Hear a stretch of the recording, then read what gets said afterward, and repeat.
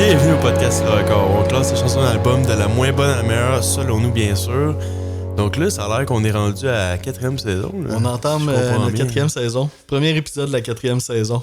Pensais-tu que ça allait se rendre aussi loin que ça quand on a commencé le projet? Je visais pas ça au début, là, mais j'avais pas d'attente, mais c'est ça. Je pense qu'on continue un peu à garder la même vibe, la même énergie de comme tant qu'on a le goût et on est passionné, on va le faire. Ouais, c'est ça, hein? On est comme sur un air d'aller là. Ouais, puis, exact. Ouais. Cool, fait que c'est ça. Fait que on va profiter justement de ce premier épisode de la 4e saison, peut-être pour faire une petite rétrospective de notre saison 3 qui s'est terminée. On a fait 34 épisodes dans notre saison 3. On a diminué un petit peu par rapport à la 1 puis la 2. Ouais, c'est ça. Puis, mais ça nous a quand même permis de fêter notre 100e épisode durant cette saison-là. Là, on avait fait notre top 10. C'était-tu nos bands les plus marquants? Exact, ouais. Top 10 des artistes qui nous ont le plus marqué. Fait que ça, c'était quand même un épisode assez cool parce qu'à la fin de l'année, on fait toujours nos albums préférés de l'année. Puis là, c'était un peu la même ambiance de comme on savait pas qu'est-ce que l'autre allait nous amener. T'sais. C'était juste plein de surprises. Puis même, on dirait, tu sais, là j'y repense. Puis je serais même capable. Différemment. Ben, je serais capable d'en refaire un autre top 10 des artistes. Ah ouais, ok. On checkera pour le futur. Mais moi, tu vois, j'aurais peut-être fait. J'aurais peut-être mis. Peut-être un ou deux groupes plus vieux. Ouais, c'est ça. J'avais pris des groupes un peu plus récents. Il y aurait peut-être le Zeppelin que j'aurais incorporé. Ouais, peut-être The Cure, tu dis. Ouais, exact. En tout cas, fait que ça a été vous irez l'écouter, là. C'est vraiment un cool épisode.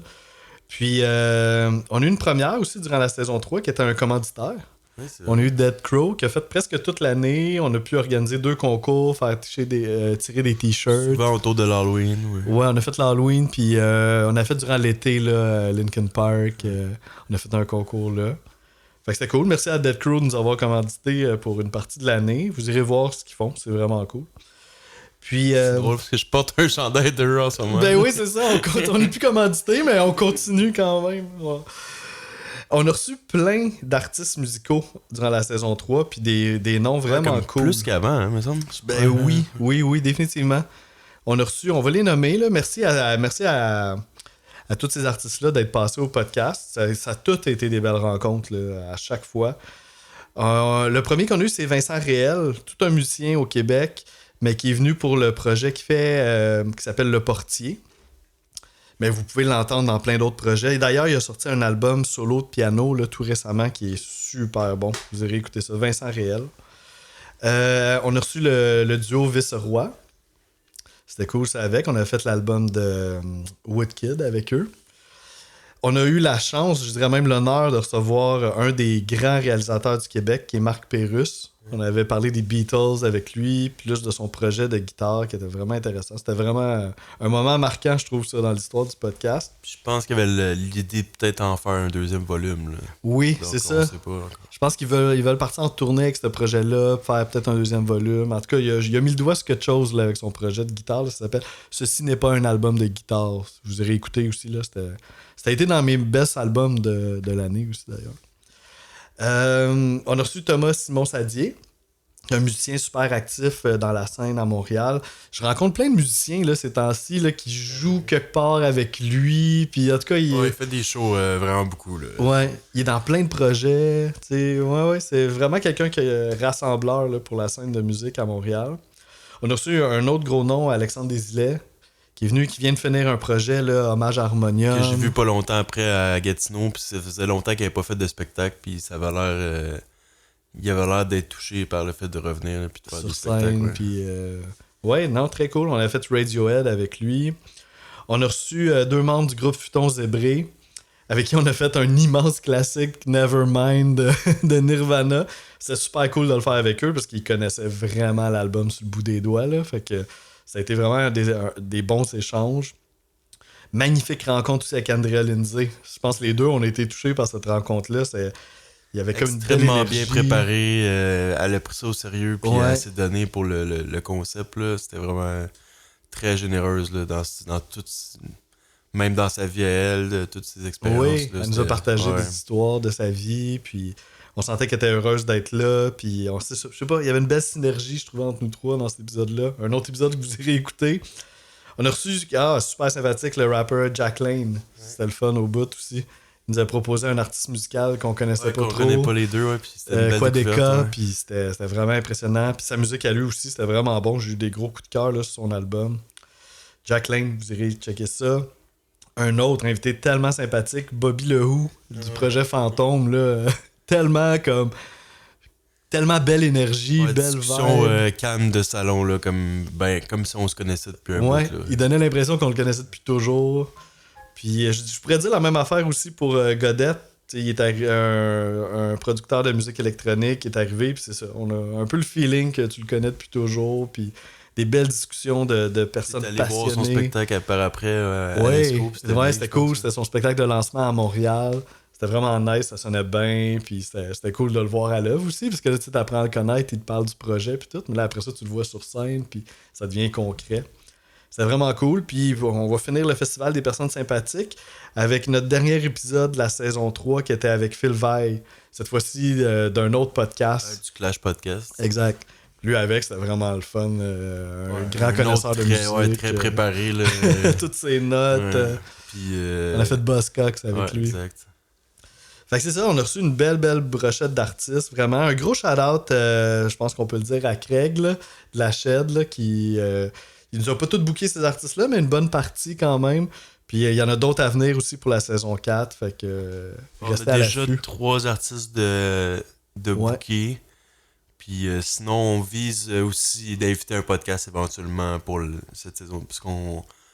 Là, on en a reçu 2, puis on trouve que ça fit bien là, d'avoir un autre animateur avec nous qui comprend la game. Donc, c'est quelque chose je pense qu'on veut garder. Gardons cette tradition-là. On avait reçu sans retenue la première saison. Non, la première saison, on n'avait pas reçu rien. La deuxième saison, on avait essayé ça, puis ça avait vraiment fonctionné. Ouais, on garde ça.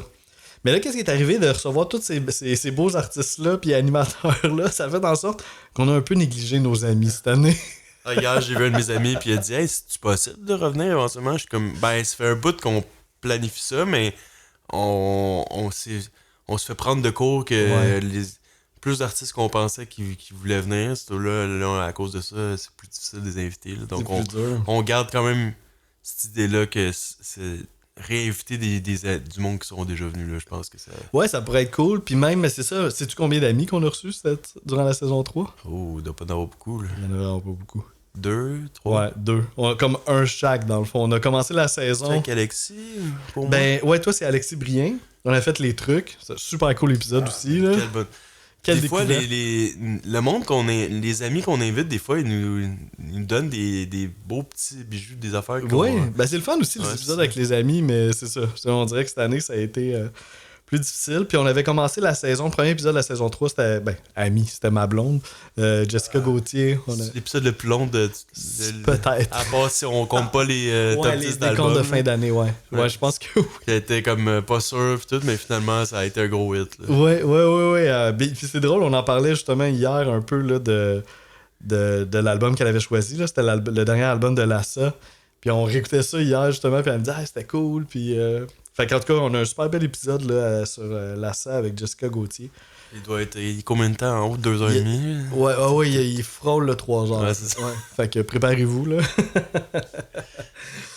Fait que il y a ça. Fait qu'on verra cette année si on fait plus de place à nos amis ou pas là. On checkera ça. Au moins un chaque, ce serait comme ça serait la base. Là, ouais, 100%. Sinon, à travers tout ça, en plus des invités, puis des artistes, puis des amis, on a fait aussi des épisodes spéciaux. Puis on en a fait pas mal quand même. Puis il y en a de là-dedans que c'est des traditions, notamment pour nos fêtes respectives. T'sais, à chaque année, on se trouve comme un concept pour souligner nos anniversaires. On va bientôt en parler du On va en parler très bientôt, parce que c'est bientôt la fête à Marc-André. En fait, on va en parler plus tard dans cet épisode-là. Puis, fait qu'on a eu 2 épisodes là-dessus. On a fait 2 épisodes aussi pour la Saint-Jean. On fait chacun un choix. On va refaire ça cette année aussi. On a fait un épisode spécial d'Halloween. On a fait Evanescence. On a fait tirer un t-shirt Dead Crow.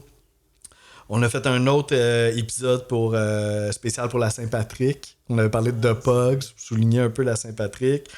Puis avec Phil Vai, c'était un épisode aussi spécial pour le Poudza Fest. On finit toujours l'année avec... je pense qu'on regardait cette tradition-là. C'est pas mal nos traditions. Puis l'autre tradition qu'on a aussi, c'est nos meilleurs albums puis nos meilleures chansons de l'année. On l'a fait, ça fait une couple d'années qu'on fait ça. Là, on a peut-être une idée pour le prochain fin d'année de peut-être faire un mini party enregistrement pour que ce soit pas juste notre top 10 à nous, mais peut-être on avait parlé de ça, meilleurs albums de nos amis proches. Donc ça pourrait être peut-être ça la manière d'inviter des amis de pas être un épisode spécial. Donc ça c'est vraiment dans l'air là, il pourrait présenter un album qui a été marquant pour l'année. Ça serait cool ça. Donc ça pourrait peut-être le mois de décembre pourrait être associé à juste des tops de fin d'année. Il n'y aurait pas d'épisode régulier, mettons. Okay. Ça, c'est un... on fait un brainstorm live, là, mais ouais. Mais j'aime le concept de se rassembler un peu, puis très cool. On en reparle. On a... je regardais aussi les affaires qu'on a faites pour la première fois. Durant la saison 3, on a fait un épisode sur... notre premier épisode de musique classique. On n'avait jamais fait ça. On avait fait The Planet de Gustav Holst. Fait que ça, c'était une première. Puis là, on sait que ça se fait. T'sais. C'est possible. C'est le fun. Il va peut-être en avoir d'autres. On verra ça. Puis, ta chronologie. Fait qu'on a avancé de 9 ans dans ta chronologie durant la saison 3. On a fait 1998 à 2006 inclusivement. Okay, bon, il reste donc peut-être dans 2 ans, on la finirait. Ça veut dire si on garde un pace normal, là, ça pourrait se finir dans 2 ans. À peu près dans 2 ans, on devrait avoir fini ta chronologie. Qui est toute une épopée. On a commencé en 1972. Puis on veut se rendre jusqu'à l'année qu'on sera quand elle finira. Là. On peut pas aller bien plus loin. Hein. Puis c'est ça. Fait que pour la 4e saison, il y a c'est ça. Tous ces trucs-là risquent de revenir. Là, nos concepts. On prévoit peut-être une trentaine, entre 30 et 40 épisodes, probablement, à voir. On veut recevoir des artistes, on aimerait ça, comme on l'a dit, recevoir des amis, les épisodes spéciaux, continuer ta chronologie. Fait que je pense que ça va être encore dans la continuité. Ouais, si jamais à un moment donné, on a une idée spéciale, on va peut-être avoir justement un autre épisode spécial, mais là, pour l'instant... Oui, c'est ça, des fois, on a des flashs. Là. Ouais, exact. Ça pourrait arriver aussi. Fait que cool, une très cool saison, en tout cas. Très nice. Puis là, on entame la 4e saison, puis c'est ça, j'essaie de voir... On entame ça avec un running gag, là, on entame ça avec un running gag. On commence pas ça en si grand que ça, là. Je cherchais qu'est-ce que je pourrais faire parce que c'était comme mon choix, puis là, j'étais comme, qu'est-ce que je pourrais faire de spécial pour la 4e saison?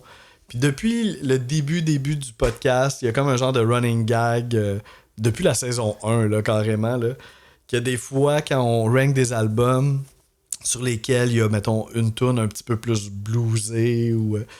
ça arrive souvent que moi, Jocelyn, je la mets en dernier. Puis là, c'est comme devenu un gag. Ou proche des derniers. Dans les dernières positions, c'est ça. Puis là, ça, t'as remarqué ça. Puis là, il y a comme un running gag. Coudon, t'aimes pas le blues, Jocelyn? Genre? Fait que c'est comme... Puis des fois, je le fais, puis je m'en rends même pas compte. Là. Puis en tout cas, bref. Fait que je me suis dit, allons-y. On n'a même pas fait d'album blues depuis le début du podcast. Fait qu'allons-y avec un album blues marquant. Puis c'est vrai que je suis pas sincèrement, j'aime quand même le blues, mais je suis pas un spécialiste du tout. Là. Fait que là, je checkais sur ChatGPT. Lance-moi les meilleurs albums de blues. Puis c'était intéressant, sa sélection. Puis il y avait genre du vieux Robert Johnson, qui est comme la base de tout. Mais c'était quand même un peu plus rough à écouter. Puis des fois un petit peu plus dur de distinguer les chansons les unes des autres. Puis il y en avait une couple d'autres, il y avait du B.B. King, il y avait une couple d'affaires. Mais là, moi, j'ai un peu stické sur Albert King.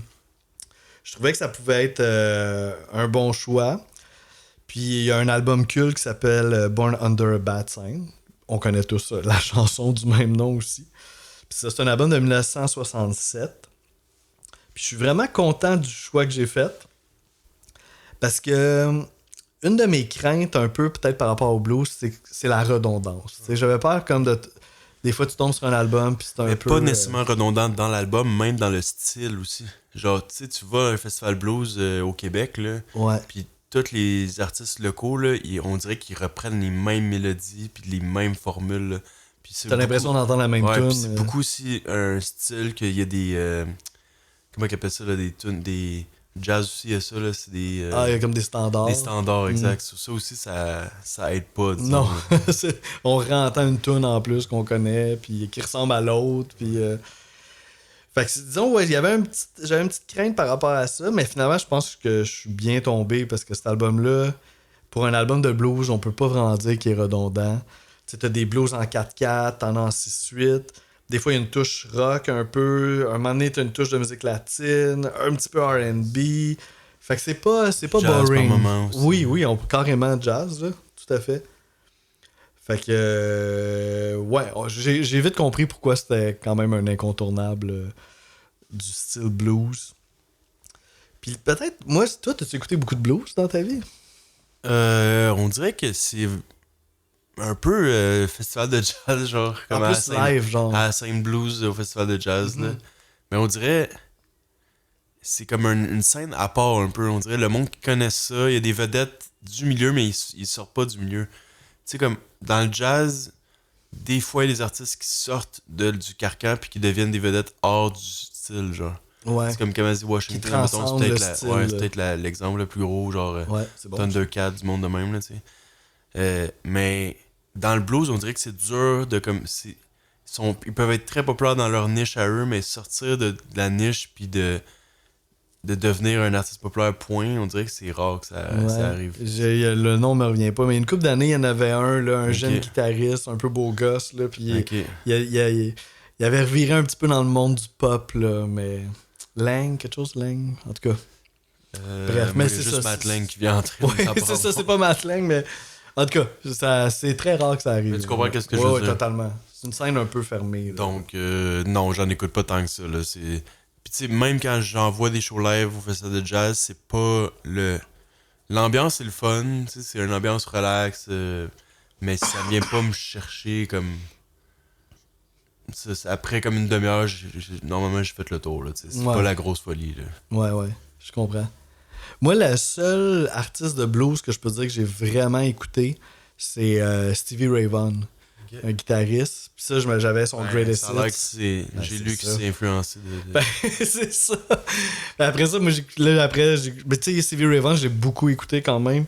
Puis là, j'écoutais l'album d'Albert King, puis je reconnaissais plein d'affaires dont Stevie Ray Vaughan s'est influencé dans le jeu d'Albert King, là. C'est une influence directe, là. Tant qu'à faire, récemment, il y a un artiste local qui s'appelle Angélique Francis, je sais pas comment on son nom, Angélique Francis peut-être, mais qui venait à Gatineau en show. Puis là, à cause de ça, j'allais pas voir le show, mais j'étais curieux d'écouter. Puis là, ça fait la semaine passée, j'ai écouté genre ça pratiquement toute la semaine. Puis c'est du blues. Donc, c'est du blues. Donc, fait que t'as baigné dans le blues ces derniers temps? C'était même pas pensé de même, mais ouais. Ok. Puis c'est bon, t'aimes ça? Ouais, c'était bon. Ouais. C'était comme mis un peu à la sauce moderne à cause des textes. C'était comme un peu plus des textes à la... des fois, elle disait Netflix and chill. Ça utilise des termes d'aujourd'hui. C'était pas les vieux textes. Sur le porch. Ok. Ben c'est ça, ouais, le blues, on dirait, la façon des fois qu'il s'update, c'est un peu, ça passe par les textes. D'ailleurs, sur cet album-là, il y a une chanson en particulier, là, on y reviendra. Albert King, tu vois, ça c'est un nom que j'avais entendu souvent, mais tu sais, je connaissais pas pantoute c'était qui, mais c'est tout un personnage, là, quand même. C'est un... il vient du Mississippi, puis c'est un guitariste gaucher. C'est déjà, il y en a pas beaucoup, fait qu'on va le mentionner. Puis il jouait sur des guitares droitières. Fait que dans le fond, lui, comme la petite corde était en haut, fait qu'il changeait pas les cordes, c'était vraiment une guitare droitière, puis il jouait de l'autre bord, genre avec.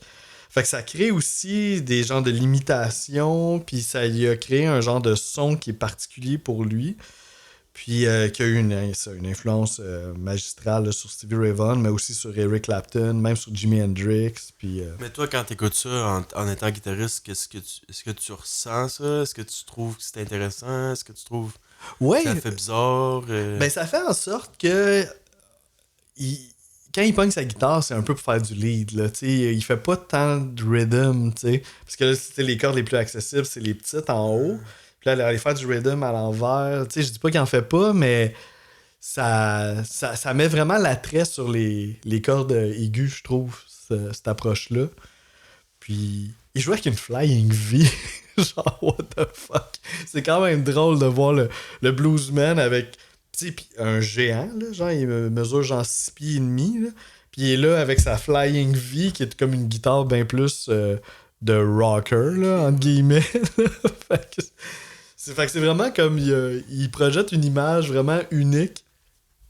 Puis aussi, c'est ça, je pense que les gens étaient touchés. Pas d'avoir une tonne de guides de même des années 60. Ben, pas tant. On dirait dans les années 80, on en voit plus. Fait que dans les années... Ouais, c'est ça, c'est un peu spécial. Là. Puis c'est ça, puis le fait que ça soit un genre de géant, fait que il imposait déjà une présence. Mais quand il chante, il a une voix super douce puis tendre. Fait que c'est ça, il a eu le surnom de Velvet Bulldozer pour le contraste entre sa carrure puis sa petite voix comme assez douce. Fait que c'est ça, c'était cool de découvrir un peu le personnage. Puis... Ouais, vas-y, me semble que c'est juste moi qui parle. Non, mais je sais pas où tu t'avais quoi particulier. Non, vas-y, ben je vais dire d'autres choses tantôt. Mais tu sais, c'est ça. Là, il y avait 43 ans dans l'album qu'on fait aujourd'hui. Puis c'était son deuxième album. Intéressant, donc, ça, quand même. Genre, tu sais, c'est en 67, c'est un autre monde là, dans ces années-là. Là. C'est comme si personne décide que tu vas en faire des albums, t'en feras jamais. Là. C'est vraiment du monde en haut qui prennent des grosses décisions. Ouais, c'est ça. Donc, puis là, il y avait un label qui s'appelait Stax Records. Exact. Puis c'est Jim Stewart qui a cofondé ça avec sa sœur Estelle Axton.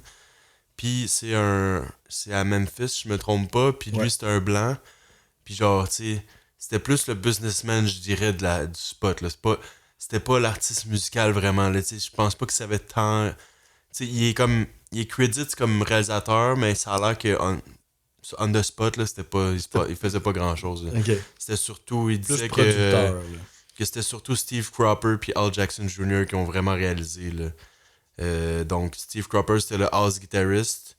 Puis ça a l'air qu'il était incroyable. Puis Al Jackson Jr., c'était le drummer de Booker T.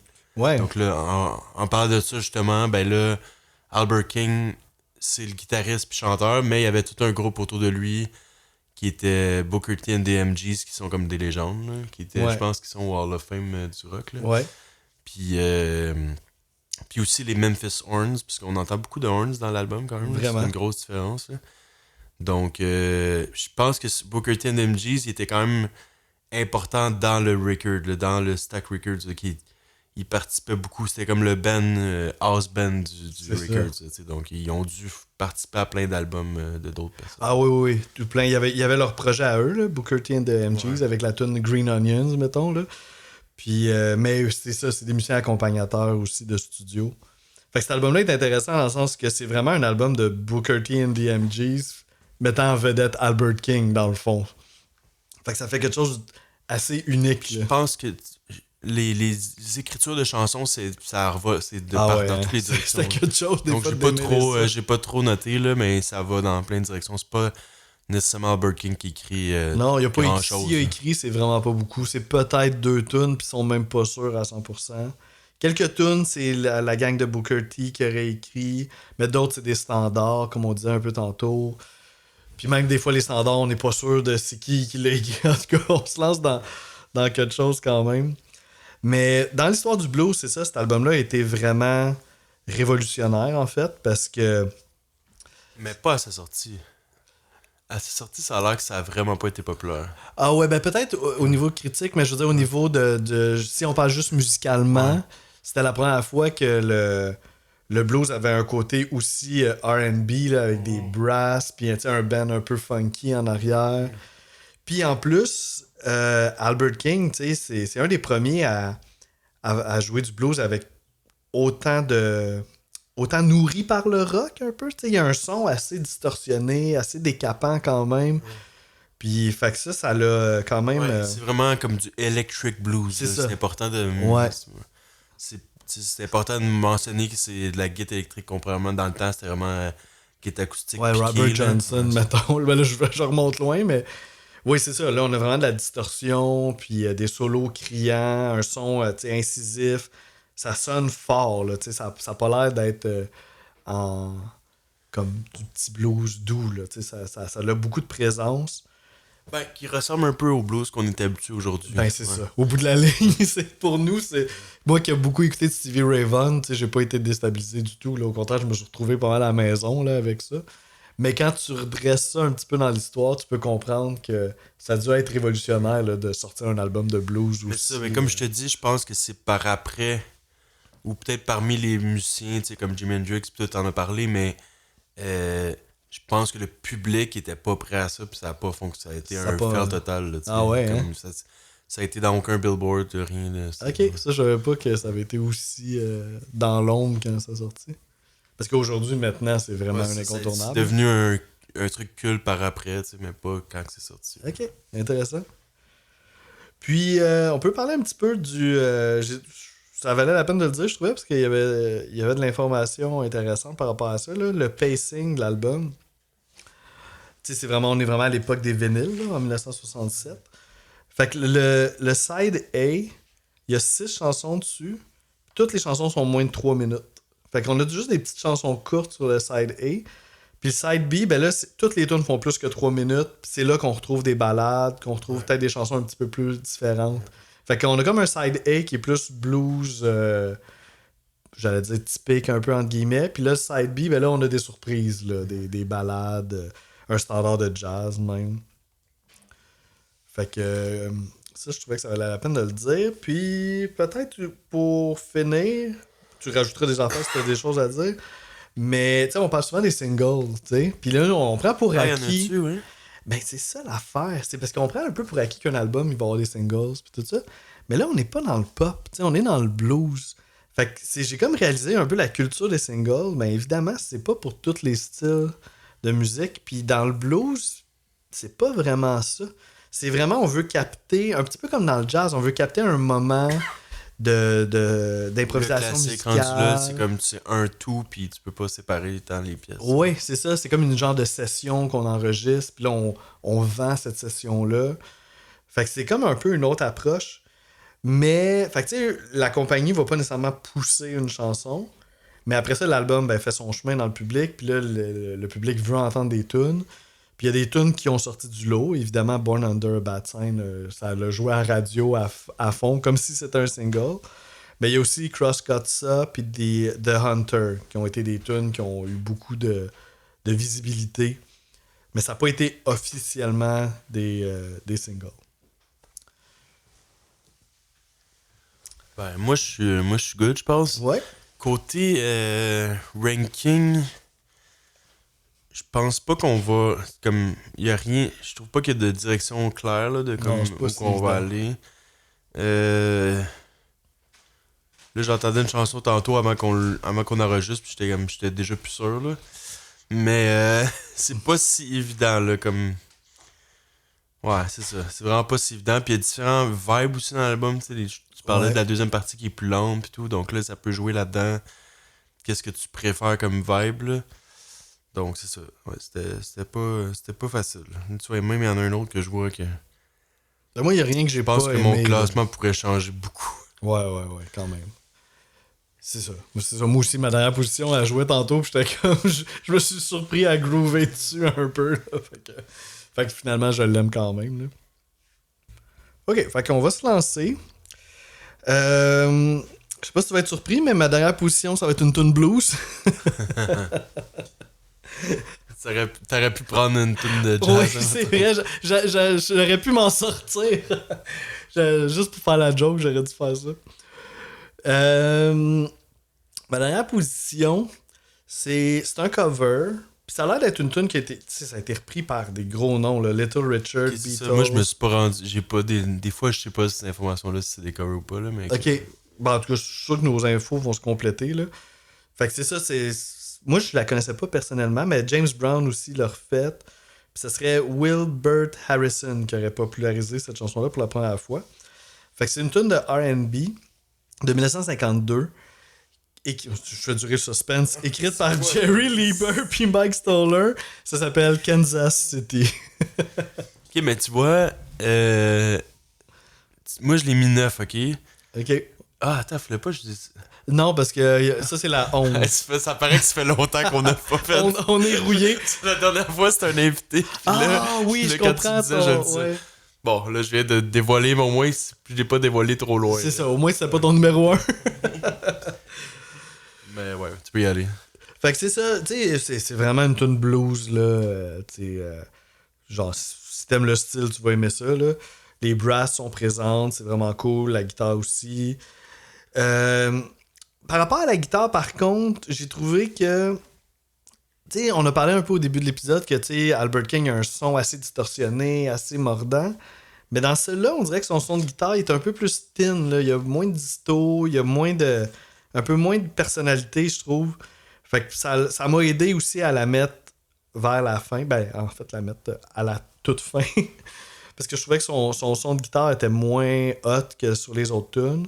Puis la tune en tant que telle, j'ai trouvé un petit peu banal, entre guillemets. Il n'y a rien de spécial qui est venu me chercher. Puis les paroles aussi, ça m'a pas charmé tant que ça. Là. Il s'en va à Kansas City parce qu'il veut se rencontrer une fille. Mais ça donne quand même le goût d'y aller, là. Comment il en parle. Ouais, peut-être, ça peut... Mais en même temps, je trouvais que c'était comme... Bah, c'est ça. C'est un gars qui veut aller à Kansas City pour se trouver une chicks. Bon, ben là, j'ai dévoilé une position, mais j'ai pas dévoilé encore ma dernière. Non, ça va être quoi? C'est peut-être un choix bizarre, mais on dirait que, comme toi, tu dis un peu que t'as trouvé un peu banal ou tu ressentais pas grand-chose, puis on dirait que c'est un peu ce qui est arrivé avec celle-là. Ça va être Personal Manager, qui est la 8e, qui est dans la deuxième partie. Après un certain temps, je me suis rendu compte que justement, c'était une vibe plus soul, plus lent. Classique beat de drum lent. C'est bon, mais ça a pas une tonne de personnalité. Je trouvais que ça manquait quelque chose. Par exemple, c'est ça, tantôt, quand elle jouait, le solo de guitare, par exemple, était insane. Là, j'étais comme, c'est ça l'affaire. C'est rough, là. Donc là, je l'ai gardé dernière parce que le reste, le core de la chanson, on dirait pour moi, un solo de guitare, c'est plus ça reste un ajout, ou c'est un complément à la tune. C'est pas... Un solo de guitare, c'est rare qu'il représente le plus important d'une tune. Genre, pour moi, c'est un complément. Donc, c'est pour ça que j'ai mis moins d'importance là-dessus, puis je l'ai mis dernière. C'est la plus longue, 4 minutes 31 secondes. Ouais, de l'album au complet. Ouais. Puis... Beaucoup à cause du solo de guitare qui dure longtemps. C'est ça. Puis sinon, côté texte, ça parlerait justement que c'est une métaphore un peu d'être le gérant personnel à la fille qui aime, genre. Donc, qui va tout faire pour elle, qui va gérer sa vie, puis comme, t'as plus rien à penser, je vais tout gérer, puis tout va bien aller, tu sais. Avec une petite touche d'humour quand même aussi. Bon, qu'elle puisse rester à la maison pour pas se poser de questions, là, on est quand même des années 60. Genre au Mississippi, là, Memphis, là, on n'est pas comme à New York, à Brooklyn. Là, je comprends ton point. 100% d'accord avec toi, hein, parce que moi aussi, je trouve pas que c'est une chanson qui... La composition en tant que telle, je trouve pas qu'elle sort nécessairement du lot, mais c'est solo de guitare. Puis moi, c'est à cause du solo de guitare qu'elle va se retrouver plus haut, mais on en reparle un peu plus tard.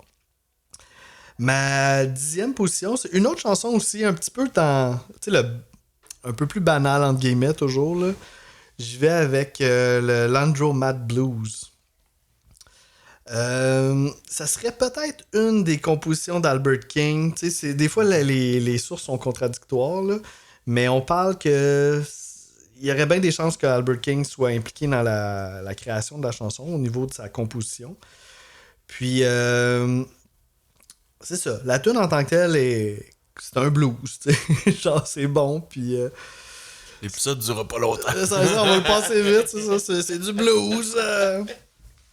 Mais peut-être qu'est-ce qui fait qu'elle pourrait se démarquer un peu, c'est son sujet. Parce que, tu sais, dans le fond, souvent, les vieux blues, ça se passe dans les champs de coton, où c'est qu'il y a des trains, puis des affaires de même. Mais là, cette fois-ci, la scène qu'il décrit, c'est dans une laverie automatique plus urbaine, moderne pour les années 60. Fait que c'est ça, il fait une rencontre dans un... C'est ça, une buanderie, là, dans le fond. Là. Puis, fait que ça rajoutait quelque chose de moderne pour l'époque dans les paroles. Puis, je vais donner des points aussi pour son solo de guitare, qui est vraiment cool. Là. Contrairement un petit peu à Kansas City, où c'est que le son est mince. Là. Dans l'Andromat Blues, le son de guitare est présent, puis il y a du vibe au bout. Puis ça finit avec... Ouais, vas-y. Mais tu vois, tu parles de solo de guitare, mais moi, on dirait, des fois dans l'album... côté mix, là, des fois la guitare est vraiment up, là, est très haute. Puis ça, on dirait, il y a un style différent, mais à un moment donné, ça tourne en rond, là, comme ça dure juste 37 minutes, puis j'ai l'impression, il fait jamais la même affaire, mais il fait toujours la même affaire. C'est comme bizarre un peu. Comme il va jamais jouer les mêmes notes, mais t'as l'impression que c'est toujours la même chose. Ben, il est toujours un peu dans le même gamme. Genre, c'est comme des petites accroches rapides, puis genre, ça dure une seconde et demie. Un petit feel. Puis c'est toujours des petits fils qui apparaissent sans arrêt. Mais à un moment donné, c'est comme... Je préfère... Ok, prends-la à la place, là. Puis genre, on dirait que ça devient comme presque dérangeant. Ou genre... C'est comme s'il se répond. Il chante un peu, il se répond à la guitare, il chante un peu, il se répond à la guitare. C'est un peu ça. Au début de l'album, peut-être que ça me dérange, comme j'aime même ça, genre. Mais rendu là, à 9e, on dirait... C'est comme c'est ça, les formules, là, comme... commence à être répétitive un peu, là. Ouais. 9, 10, 11... Attends, j'essaie juste de voir quelque chose dans le pacing. Ben c'est ça, c'est l'avant-avant-dernière. Puis là, les deux dernières sont quand même un peu spéciales. Fait que tu vois, c'est comme un peu la dernière des plus typiques, un peu, là. Puis c'est ça, elle est quand même plus longue que les autres, là. C'est la plus longue de l'album. C'est ça qu'on... Attends une minute, là, non, c'est pas la plus longue. Non, c'est ça, excuse-moi, je me suis mélangé. C'est Personal Manager. Melandro Mad Blues est quand même... Ça fait partie des tunes assez longues là, qui dépassent le 3 minutes, mais c'est pas la plus longue. Là. Cool. Donc là, c'est 9, c'est ça? Moi, tu vois, c'était ma 10e. Fait que, ouais. On repogne le beat. On a de la misère. Ok, là, celle-là aussi, je suis encore pas certain. Elle est différente. Ça, c'est sûr que ça a joué, là. Ça va être Crosscut Ça. Qui est une que t'as dit qu'elle a fini par être populaire après la sortie de l'album. Là. Ouais. C'est vraiment... c'est la deuxième de l'album, puis déjà, comme on est comme, ok, wow, il va déjà ailleurs rapidement. Ouais, c'est vrai. Vibe un peu plus dansante, je dirais. Ouais. Là, tu feel un peu plus latine. Là, tout à fait. Afro-cubain, un petit peu. La guitare est très en avant-plan. Je pense que c'est là que les cuivres commencent à apparaître. Ça ajoute beaucoup à l'ambiance. Je trouve que c'est celle-là, je pense qu'une des choses qui a nuit beaucoup, c'est que je trouve que sa voix est plus loin dans le mix. C'est marquant, ça. Ouais. Donc, c'est très... Il y a des chansons, là, c'est des gros écarts, là. Ouais. Des chansons, particulièrement celle-là. Donc, côté mix, il y a un truc que j'ai aimé, par exemple. Le drum est plus à droite. Puis je trouve que c'est un choix artistique quand même intéressant que j'ai aimé. Puis sinon, ça parle vraiment de sexe avec plein de métaphores, là. Donc... J'attends, j'essaie de me relire. C'est comme la métaphore d'une scie. I can't help but say hot dog. C'est vraiment weird des fois. Il dit à quel point il est incroyable au lit, là, puis que les filles en redemandent. Là. Donc, on pense pas, hein, des fois on écoute du blues de même, puis on pense pas que c'est ça qui se dit finalement. Ben, le blues est quand même très associé au sensuel et sexuel, là, non? Ben, ça. Non? Ben, ça, oui, on a des exemples de ça, en tout cas. Là, mais il n'y en a pas une tonne. Là, c'est beaucoup relié aux relations amoureuses. Ça, moi, il y en a au moins 3-4. Ah ouais, parle de sexe? Quand même. Ah ouais, ok. En tout cas, d'après ma lecture à moi. Là. Mais c'est ça, on dirait que je suis comme toujours pas sûr, là, mais on dirait que je pense que qu'est-ce qu'il a fait, c'est le mix, la voix plus loin, puis peut-être elle était très différente des autres. Peut-être ça a joué un peu plus négativement. Donc, 10e, mais... Ça, mettons, là, on pourrait la monter jusqu'à 7, là, puis je serais pas... ouais, tu serais pas choqué. En tout cas, j'ai hâte d'en reparler tantôt. On serait rendu à 9 maintenant. Puis moi, c'est ça, 9, j'y vais avec là, la tune probablement la plus différente de l'album par rapport aux autres, qui est The Very Thought of You, qui est le closer, dans le fond. Puis j'ai trouvé ça cool, en fait. J'ai trouvé ça cool qu'il y ait une tune de même sur l'album. C'est complètement inattendu. Parce que là, je trouve qu'on est vraiment plus dans le blues. Là. On est carrément dans du jazz. Mais c'est le bon endroit, je trouve, pour la mettre. Là. Oui, t'as 100%. On finit l'album avec une ouverture sur d'autres choses. J'ai même pas l'impression qu'il joue de la guitare sur cette tune-là. On entend de la guitare, mais on reconnaît pas son style à lui. Il y a pas de solo. J'ai l'impression que c'est le guitariste de Booker T. Là. Fait c'est vraiment comme Albert King qui nous montre une autre facette de sa personnalité. En plus d'être un bluesman, on dirait qu'il peut être un crooner aussi. Il a une super belle voix, là. Ça marche au bout. Là. Il interprète ce standard-là qui a été composé par Ray Noble, mais qui a été popularisé particulièrement par Nat King Cole. Ben, Frank Sinatra l'a chanté, Billie Holiday l'a chanté aussi. Fait qu'on parle vraiment d'un standard de jazz. Puis c'est ça, la version d'Albert King est vraiment super bonne. Puis... Non, j'ai pas d'informations sur les credits. Non, c'est ça. Hein? J'ai cherché aussi. J'ai juste vu que c'est Ray Noble qui l'a écrit. On entend un peu de guitare comme au début. Mais tu sais, on reconnaît pas nécessairement son style. Puis après ça, t'as comme un rhythm. Fait que d'après moi, il s'est vraiment mis dans la peau du chanteur là, pour cette pièce-là. Il y a un solo de sax, par exemple. Probablement un sax baryton, parce que c'est assez grave, là, peut-être à vérifier. Mais il est cool. Il y a une belle émotion, je trouve, dedans. Puis, on entend, j'ai remarqué une petite influence dans sa façon de chanter qui peut me faire penser des fois un petit peu à Tony Bennett dans certaines intonations. C'est subtil quand même, là. Mais c'est un bon chanteur, c'est ça. Il est marquant comme guitariste, mais c'est un excellent chanteur aussi, là, Albert King. Fait que ton numéro 9. Ah, la fois que j'ai foiré puis j'ai dit c'était quoi? Ah oui, ben oui, on le sait tous. C'est quoi ton numéro 9? Kansas City. Ouais, c'est ça. Ben là, c'est la même chose que toi tantôt quand on l'a écouté. Je suis comme, elle, c'est peut-être une que j'ai trouvé dure à classer. Je pense que c'est le sujet, un peu comme toi, qui était comme plus banal. Tu parlais d'une ville. Ouais. C'est moins, on dirait, c'est moins accrocheur. Là. Ben, tu sais, ça t'a donné le goût peut-être d'y aller. Oui, ça m'a donné le goût d'y aller, mais c'est pas si intéressant à part genre dans un texte, je trouve. Là. Mais la groove était nice. Je trouve qu'on se sentait dans un cabaret un peu. Ça va revenir plus souvent dans mes notes, là, mais dans celui-là, le rythme saccadé de la bass, j'ai beaucoup aimé de la bass. Dans l'album, il y a plusieurs moments que je l'ai aimé. Vraiment. Gros solo de cuivre dans le bridge qui était simple mais efficace. Donc, t'as pas mal dit les paroles, là, parle de quoi?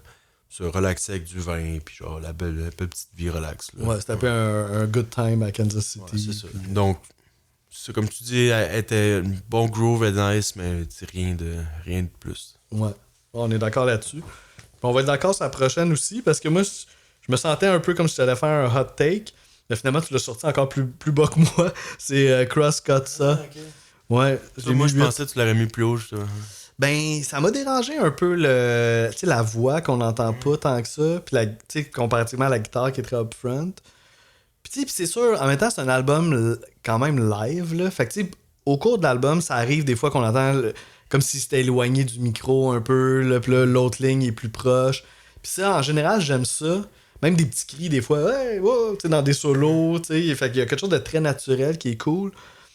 Puis pour moi, c'est pas négatif, mais dans cette chanson, particulièrement dans cette chanson-là, on sent qu'il est loin du micro tout le long, là, un peu, là. Fait que c'est drôle aussi qu'elle a eu autant de succès. Ça pourrait pas être des décisions de mix aussi? Peut-être aussi. Mais ça aurait été une drôle de décision quand même, je trouve, de mettre le vocal si bas dans cette pièce-là. Je pense qu'elle a marqué les gens justement à cause d'un petit peu de ses rythmes afro-cubains. C'est quand même subtil, là. On est vraiment pas dans de la musique latine, mais il y a un petit quelque chose. Quand même on sent quand même un gros clash avec les autres. Là. Ouais, c'est ça. Ouais, on n'entend pas ça dans la deuxième, là, tout de suite, puis comme ça va ailleurs. Là. C'est ça, c'est quand même... c'est particulier de mettre ça en deuxième aussi, je trouve. Sa guitare est très... C'est ça, je l'ai dit, est très présente, là, mais il brille là, au niveau de la guitare dans cette pièce-là.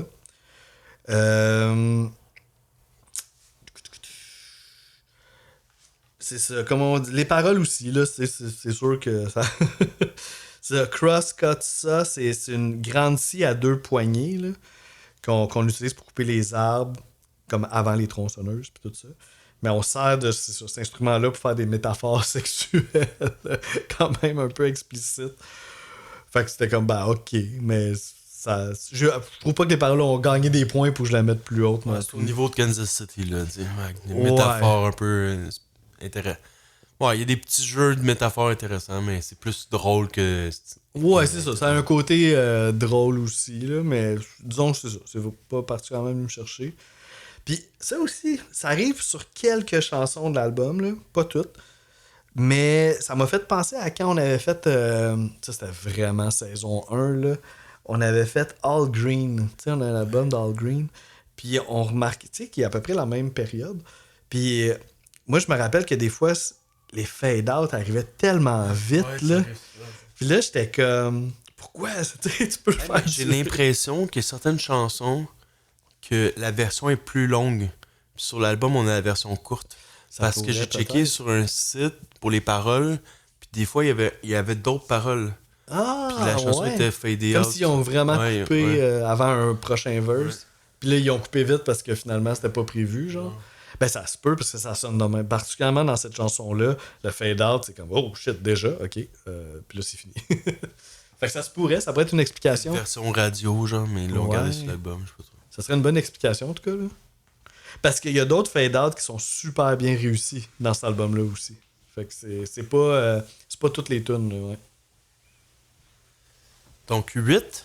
Ça, c'était ma 8, ouais, fait que la tienne. Une que t'as nommée, donc on est vraiment pas si... on est hein? pas si pire, finalement. On nomme pas mal les mêmes. Laundromat Blues. Ouais. Je pense que tu l'as pas mentionné tantôt, mais je trouvais que le piano était plus mis de l'avant sur celle-là. OK. Puis justement, je préférais la basse puis le piano. Donc, son jeu de guitare, je suis peut-être pas le plus fan numéro 1. On dirait que j'ai comme associé qu'est-ce que j'aimais à d'autres instruments dans l'album. Le piano est plus venu te chercher. Ouais, ben là, le piano apparaît pas beaucoup dans l'album, là, mais sur celui-là, je trouvais qu'il se démarquait. Mais la basse, en général, je pense que j'ai plus aimé. Puis sinon, c'est ça. C'est pas trop clair le texte, et qui rencontre une fille à buanderie pour le plus souvent le voir, mais je me demande si c'est pas sa femme qui va à la buanderie pour voir quelqu'un pour le tromper, genre. Ok. Donc je suis comme... on dirait que je suis comme pas sûr. Il se passe de quoi à buanderie? Ouais, il semble se faire tromper, genre, parce que c'est pas clair. Ok, mais c'est ça, c'est la scène qui se passe à dans un environnement pas typique du blues là, qui fait que ça se démarque. C'était à 8, donc moi ma 7. J'y vais avec une autre grosse tune, ça a de l'air, là, qui est The Hunter. Ah, moi aussi, 7. Oh, donc, je vais aller Eh ben ouais, on n'a pas pensé à ça. Hein? On va faire un petit shot, comme à l'époque. Fait que je suis tout seul, fait que je vais vous en parler comme si j'étais un animateur de radio. Ça, c'est une des tunes qui a été composée par le groupe Booker T and the MGs, là, qui est le house band de l'album, puis de Carl Wells. Puis c'est ça, il semblerait-il que pour l'époque, ça propose quelque chose un peu plus moderne. C'est un son un peu plus rock pour mais le style blues. Qu'est-ce que ça m'a fait penser, moi, cette chanson-là? Je trouvais que Amy Winehouse aurait pu jouer cette tune-là. Intéressant. Je trouvais que ça fitait un petit côté vraiment beaucoup. Soul, peut-être? Ouais. Je trouvais que ça fitait beaucoup. Ça faisait son moderne pour vrai, même aujourd'hui. Là. Ben, elle a sûrement été pigée dans ces influences-là, Amy Winehouse, là, tu sais, The Ronettes, puis tu sais, tout ce qui se passait dans les années 60. Puis... Mais moi, j'ai lu quelque part, puis ça, je suis pas particulièrement d'accord, là, mais j'ai lu quelque part que cette chanson-là pourrait être vue, étant donné qu'elle est un peu plus lourde, ça aurait pu être avant-gardiste un peu du heavy metal puis tout ça. Non, ça, je suis vraiment pas d'accord. Je trouvais qu'il fallait le dire vite en maudit. Parce que moi, cette tune-là, genre, pour moi, ça ferait du sens que ce soit la plus populaire de l'album parce qu'elle a un son, genre, facile d'accès. Genre. Ouais. Mais c'est pas si lourd que ça, là, dans mes souvenirs. Là. Peut-être pour du blues un peu à l'époque, mais... Je trouve rien de dark ou qui pourrait me rapprocher ou un riff. Cheers. Mais c'est comme heavy metal, c'est comme pas clair aussi qu'est-ce qui ferait que ce serait le précurseur. Est-ce que c'est un truc, est-ce qu'il faudrait que ça soit lourd?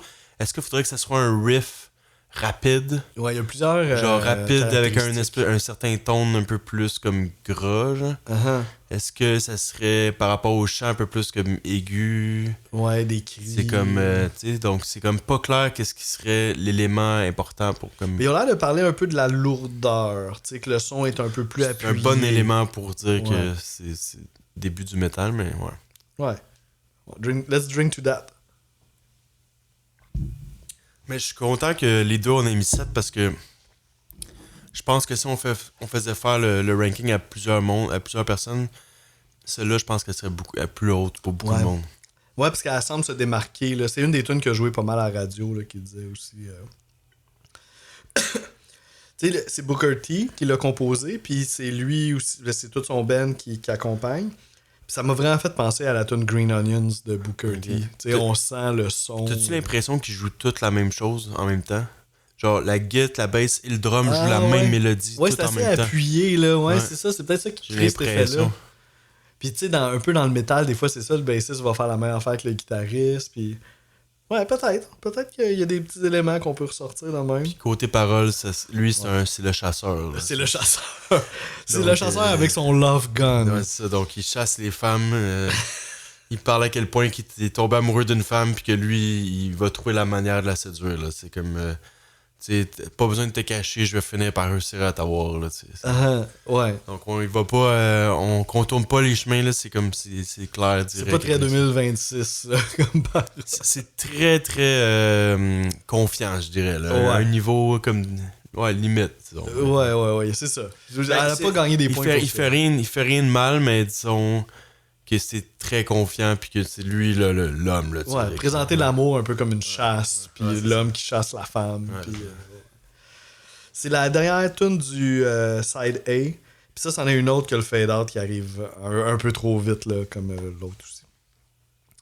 Il y a shout out au petit riff de piano, tu sais, durant le solo de guitare il y a comme un petit riff de piano qui est le fun.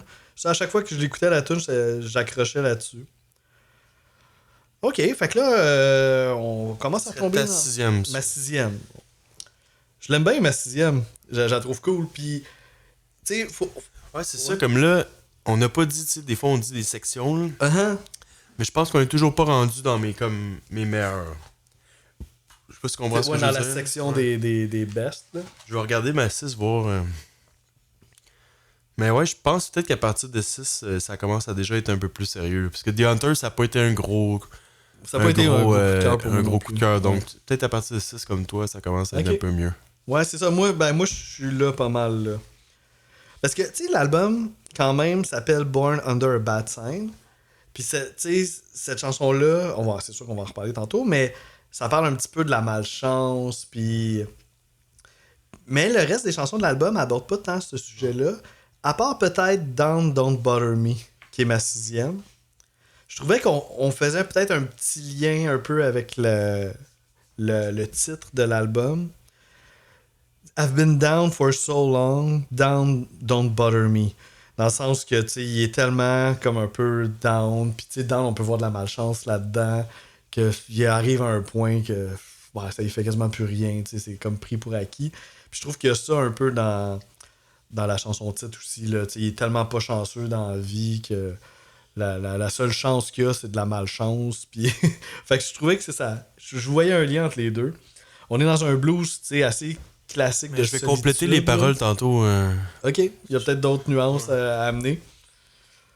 Puis, tu vois, celle-là, c'en est une qu'on n'est pas sûr. Peut-être qu'Albert King aurait composé. Puis, c'est associé aussi au producer, là, Don Robbie aussi. Fait qu'en tout cas, c'est comme pas trop clair. Puis, ok, ça c'est cool.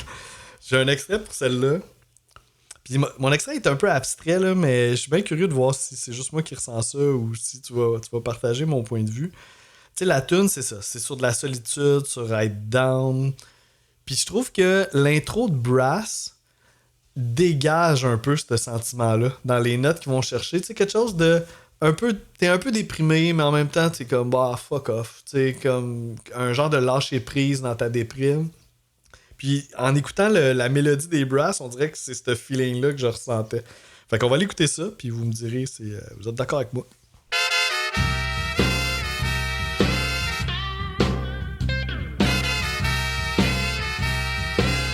I've been down so long. You know down don't bother me.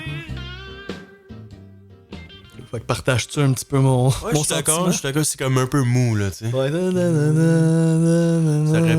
ça aurait pu jouer avec plus de ferveur, mettons. Ouais, pis tu sais, les notes qui vont, tu sais, ça... Il y a comme quelque chose un peu un détachement, puis ce petit riff-là de Brass, on peut dire, ça revient aussi durant le solo de guitare. Fait que pendant qu'il fait son solo de guitare, t'as ça en arrière. Puis la tune aussi finit avec une reprise là, de ce petit thème-là.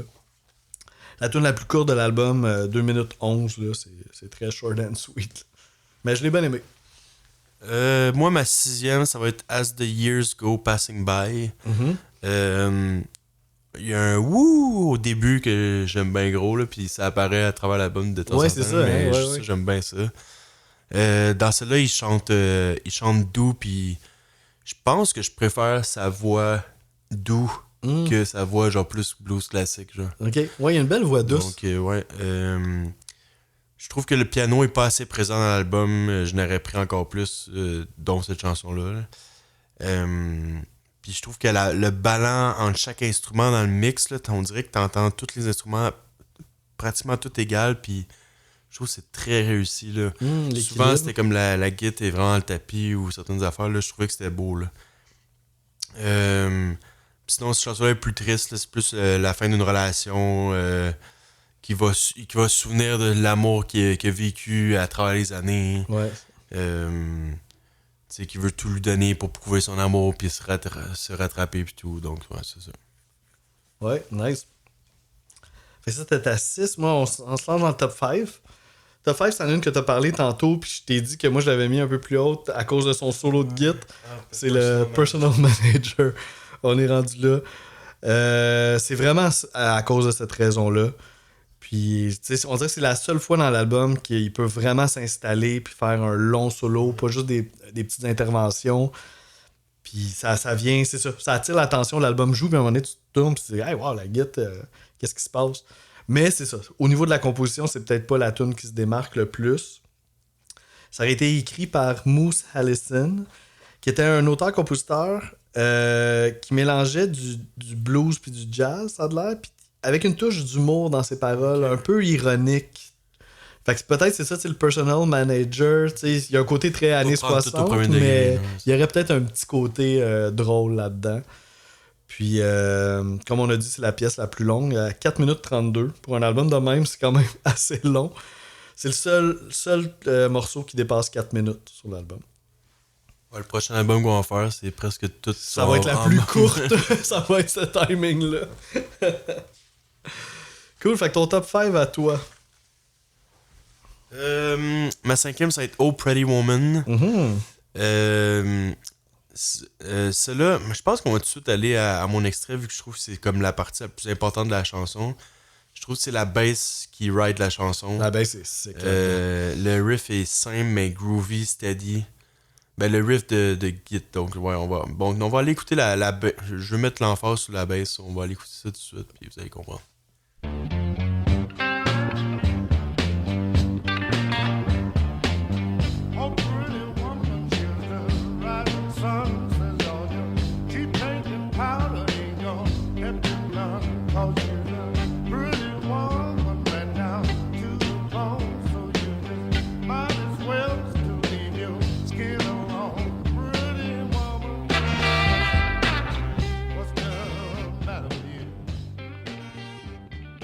Ça, donc je trouvais ça le fun qu'une bass drive autant de chansons, que c'est vraiment ça la mélodie principale, puis qu'on l'oublie pas, là, c'est non-stop, puis ça reste dans la tête.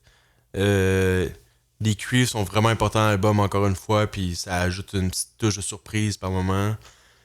Puis sinon, ben ça, les paroles, je pense pas que c'est la fois la plus originale de tous les temps, mais il dit à quel point elle est belle, puis qu'elle a pas besoin de se maquiller. Il veut qu'elle l'aime, mais elle est pas capable, puis là, il trouve qu'elle niaise un peu avec lui, puis ça lui brise le cœur, donc il est comme... le Hunter est pas en feu, là, il est pas dans son top. Il est pas dans la zone. On peut quand même spécifier que ça n'a rien à voir avec Pretty Woman de Roy Orbison. Là. Le titre ressemble, mais c'est pas ça du tout. 4e pour moi. Celle-là, on n'a pas nommé les deux. C'est I Almost Lost My Mind, qui est la première chanson du side B. Fait quand on retourne le disque, on a comme une surprise ici parce qu'elle est différente des tunes qu'on a entendues jusque-là. Ça, c'était 4, c'est ça? C'est ma 4, ouais. Okay. Puis on parle vraiment d'une ballade blues, là, avec un petit côté soul. Ça aurait été composé par Ivory Joe Hunter. Puis c'est un moment un petit peu plus émotionnel, plus de vulnérabilité. Puis je trouve qu'Albert King, dans une pièce de même, ben, son talent de chanteur est quand même mis de l'avant. C'est rare qu'on entende Oui, c'est ça va être mon extrait en fait. C'est rare qu'on entende de la flûte dans un blues. On dirait qu'on n'associe pas du tout cet instrument-là au style. Et pourtant, on a de la flûte dans cette chanson-là, puis ça fonctionne super bien. Il s'agirait d'un des musiciens du groupe de Brass, qui est Joe Arnold. Fait que je pense qu'il jouait plusieurs instruments dans l'ensemble de Brass, notamment de la flûte. Fait qu'on va aller écouter ça un peu, des très cool contre-chants. Ben, tu sais où t'as trouvé cette information-là? Je sais plus, tu t'en souviens plus? Okay. Pourquoi? Parce que toi, t'as un autre... Non, j'ai pas une autre affaire, mais des fois, je trouvais ça dur de trouver certaines infos. Ouais. Donc, j'étais curieux. Ben, je pense que j'avais fait je pense que il y avait une supposition que c'était lui, parce que dans tous les membres du groupe de Brass, lui... Le Memphis Horns? Là, ouais, le Memphis Horn. Lui, il faisait partie de ce groupe-là. Puis il jouait de la flûte aussi. Mais c'est pas peut-être son instrument principal. Okay, ça fait du sens, ok. Fait que, ouais, il y aurait de fortes chances que ce soit lui. Fait qu'on va aller l'écouter.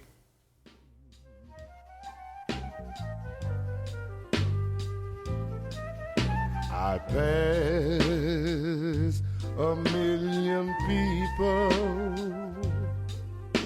I can't tell who I mean. I pass a million people. I can't tell who I mean. My eyes are full of tears. Why can't my baby be?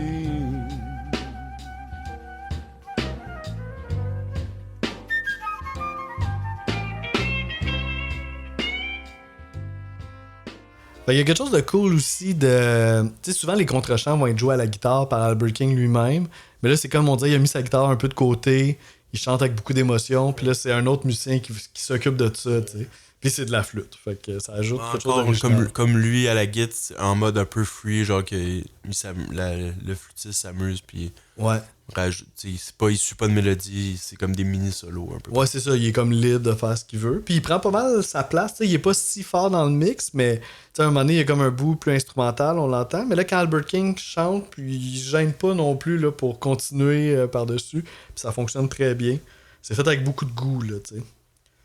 Il y aurait une version de Pat Boone de cette chanson-là, ça a de l'air dans les années 50. Je connais pas Pat Boone, ça ressemble à... C'est un genre de crooner qui aurait popularisé cette chanson-là dans les années 50. Mais j'ai pas été écouté. Ouais. Le Music League qu'on fait en ce moment, on fait des décennies. Là. Ouais. Je sais pas si on a déjà expliqué je pense que oui, mais en tout cas, c'est un jeu que tu proposes des chansons sur une application, puis après ça, le monde vote.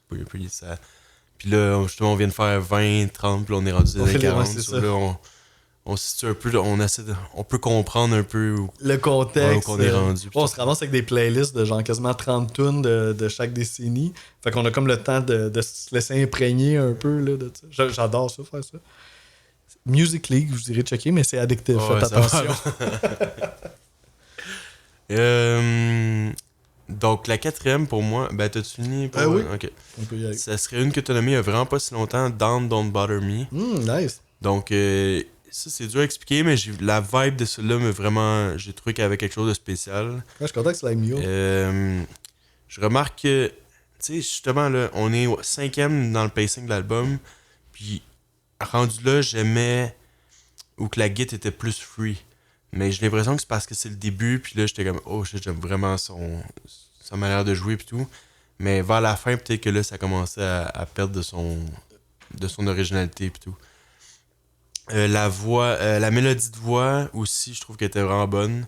Je pense que ça a joué, ça a fait une grosse différence. Le drum et la bass, je trouvais qu'ils travaillaient bien ensemble. C'est la plus courte à 2 minutes 10, comme tu as dit. Puis là, tantôt, tu parlais un peu des paroles.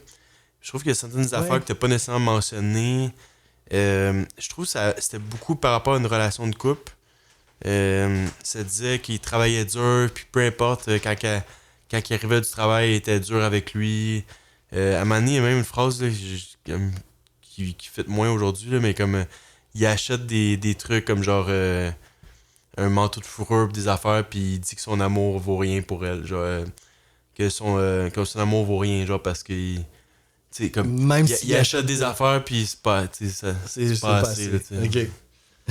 Donc, ça, je pense que c'est vraiment. La chanson est vraiment reliée à une relation de couple. Là. OK. Fait c'est ça qui crée peut-être le down un peu. Peut-être, là. Ouais. OK.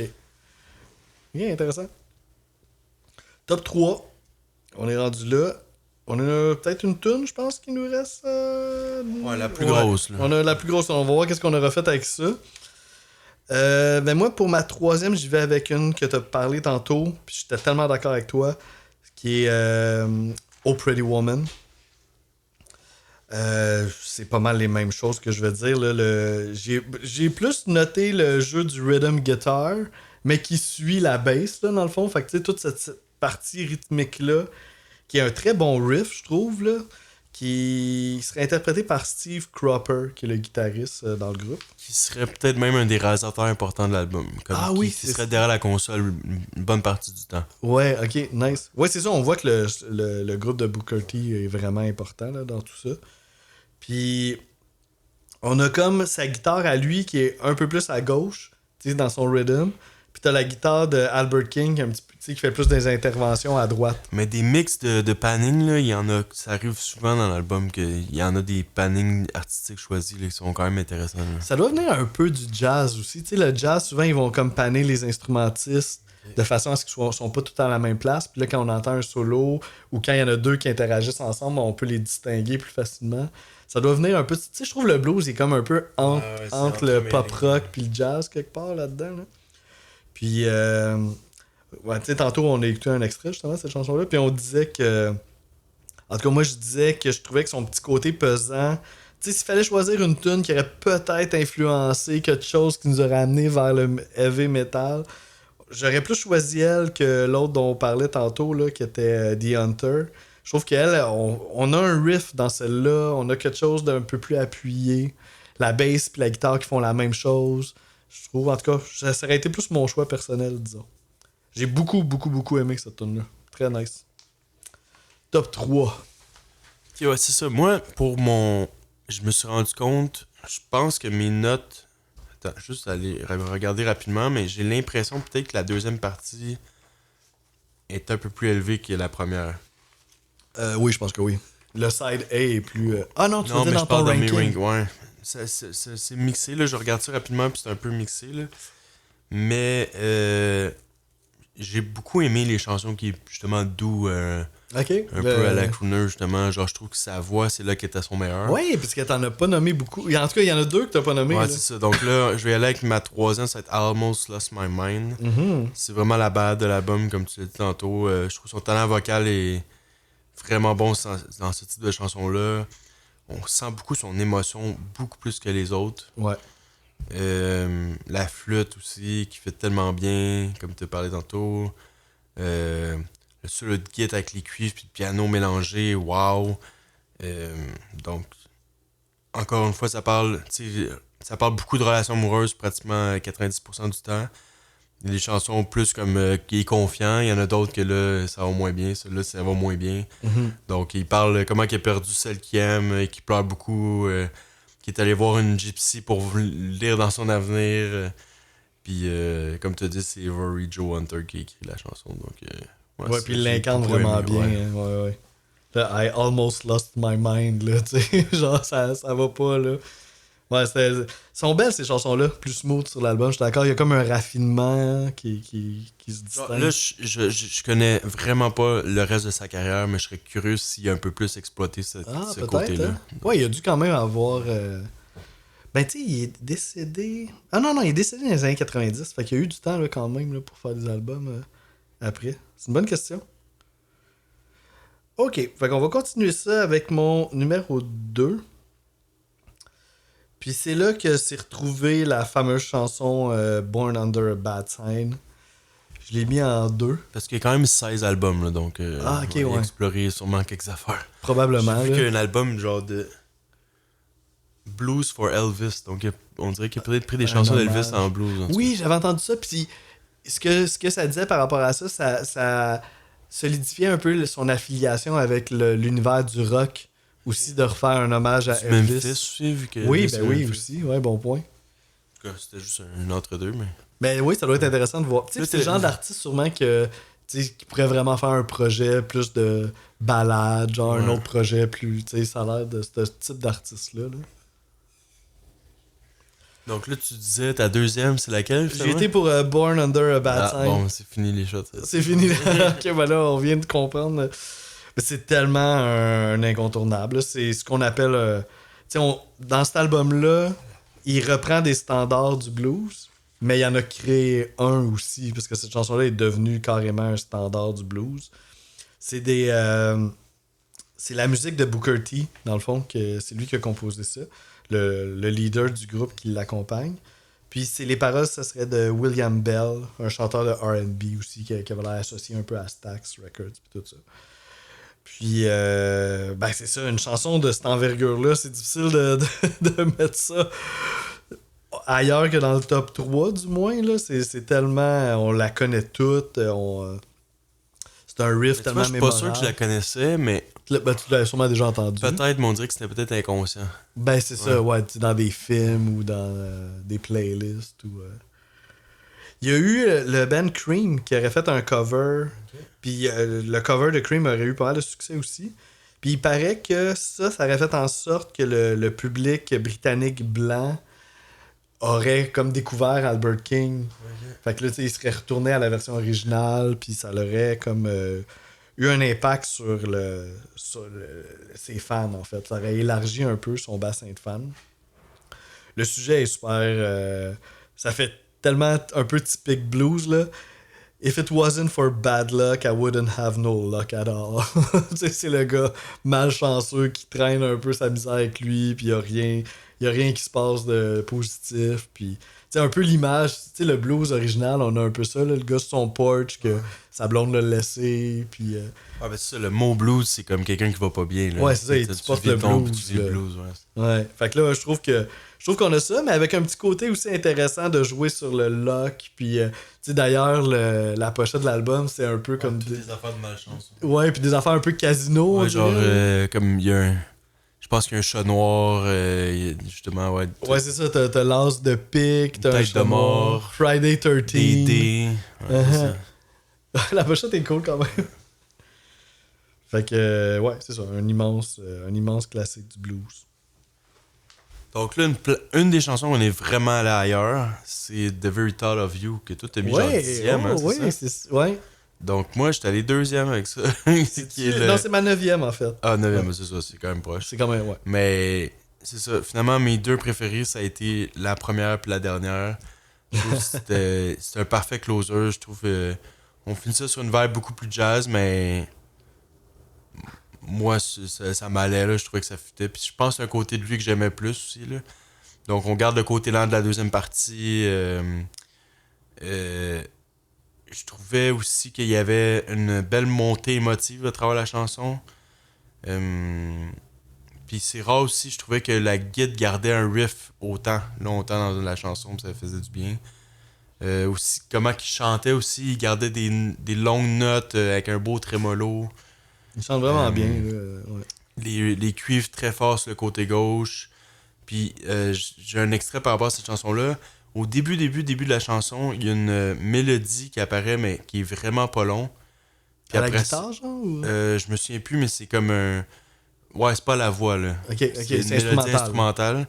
Puis c'est comme un peu l'intro de la chanson, là. Ouais, puis après ça, on part, mais cette mélodie-là, je capotais dessus, puis ça durait comme 5 secondes. Mais ça a bien commencé.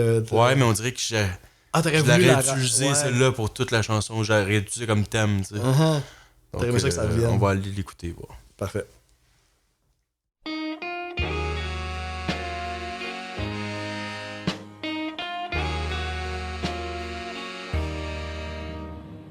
The very thought of you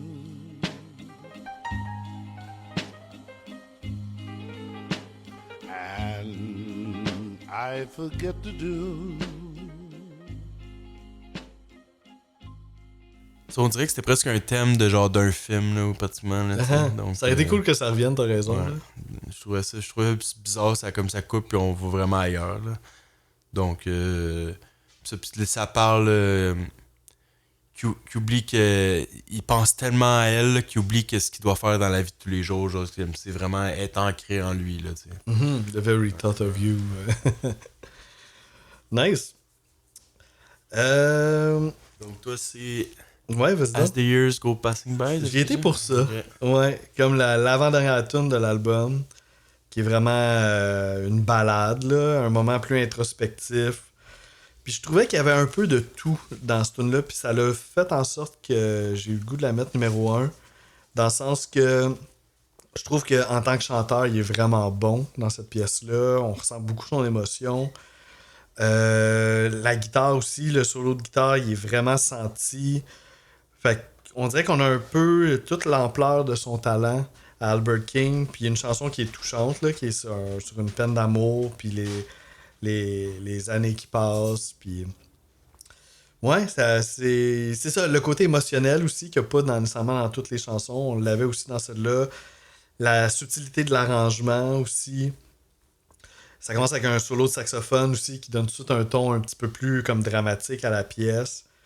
Fait que je me suis dit, tu sais, c'est sûr Born Under a Bad Sign, ça aurait pu être un numéro 1 comme obvious. Mais je trouvais que celle-là, elle nous amenait un petit peu plus dans l'émotion. Fait que... Ouais, c'est ça. Moi, il n'y a rien qui vraiment qui pognait un autre niveau pour la dépasser. Là. On dirait que c'était le choix logique, mais... Mais je comprends ton point aussi, là. C'était difficile. Puis aussi, tu sais, on est quand même dans un album blues, là. Puis les tunes, mettons que moi j'ai mis deuxième, puis toi t'as mis première, c'est moins qu'est-ce qu'on s'attend. Donc j'étais comme. Rendu là, je vais rendre un peu plus hommage à son style, là, tu sais. Tu comprends un peu mon point? Ouais, je comprends ce que tu veux dire par là. Et puis, juste pour finir avec le As the Years Go Passing By, je vais le mentionner, là. Le fade-out, ce tune-là, il est parfait. Tu sais, souvent dans l'album, on a eu des fade-out un peu comme trop courts. Mais tu sais, comme quoi ils sont capables d'en faire des beaux. Là. Celui-là, là, tu sais, ça fade-out vraiment lentement. C'est fait avec sensibilité. Fait que j'ai rien à dire à propos du fade-out. Donc c'est ça. Moi, la première, ça va être Born Under Bad Sign.